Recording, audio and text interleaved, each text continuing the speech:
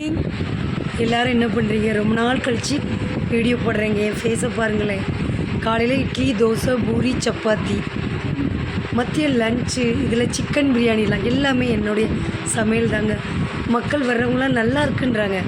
எனக்கு சின்ன வயசுலேருந்தே சமையல்னால் ரொம்ப இன்ட்ரெஸ்டிங். என் சமையலை சாப்பிட்டவங்களுக்கு தெரியும். சாம்பார்லாம் நல்லா இருக்குன்றாங்க. மீன் குழம்பு ரொம்ப பிஸிங்க. டைமே எனக்கு கிடைக்கல. நைட்டு அதே மாதிரி தான். செலவுகள் அதிகம்தான், வருமானமும் இருக்க தான் செய்யுது. மக்கள் வர்றாங்க, சுட சுட பேசக்கூட முடியல. தொண்டை நிறைய கட்டிக்கிடுச்சு, கருவளையங்கள் எல்லாம் விழுந்துச்சு. ஆனாலும் இன்றைக்கி உங்களோடலாம் பேசணுமே அப்படின்ட்டு தான் நான் பேசுகிறேன். நீங்கள் எல்லோரும் நல்லா இருக்கீங்களா? முந்தி சிக்கன் ரைஸ் இந்த மாதிரி தான். இப்போ எல்லாமே எங்கள் கடையில் உண்டு.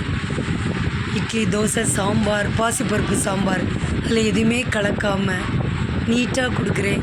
கால்வலி, உடல் உழைப்பு, இங்கெல்லாம் சாப்பிட, படுக்க, டிவி அதிகமாக பார்ப்பேன், யூடியூப் இப்படி.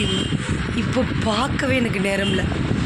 வாரத்தில் ஒரு நாள் லீவுனால இன்றைக்கி செல் எடுத்து உங்கள்கிட்ட பேசுவோமேன்னு பேசுகிறேன். என் குரல் கூட பார்த்திங்களா எல்லாமே மாறி போயிடுச்சு. டோன் ஃபுல்லாக என்னுடைய டோனே இல்லை. ஃபேஸும் அப்படி தான். கடைக்கு வர்றவங்கெல்லாம் சொல்கிறாங்க, பரவாயில்லைங்க, அது கூட எப்படி இல்லாமல் மாற்றிக்கலாம்.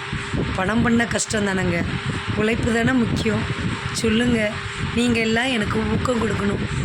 கடவுள் முதல்ல நான் நினைக்கிறது என்னென்னா ஆரோக்கியம். அந்த ஆரோக்கியத்தை எனக்கு கடவுள் நிறைய கொடுக்கணும். உடல் உழைப்பு, அதுக்கு பலம், அதையெல்லாம் கொடுக்கணும். நீங்கள்லாம் எப்படி இருக்கீங்க? நிறைய தடவை இதை கேட்குறேன். உங்களையெல்லாம் மீட் பண்ணி ரொம்ப நாள் ஆச்சு. யூடியூப்பே போடுறது இல்லை. இதில் பார்க்க நேரம் படுக்கன்றது கம்மி தான்.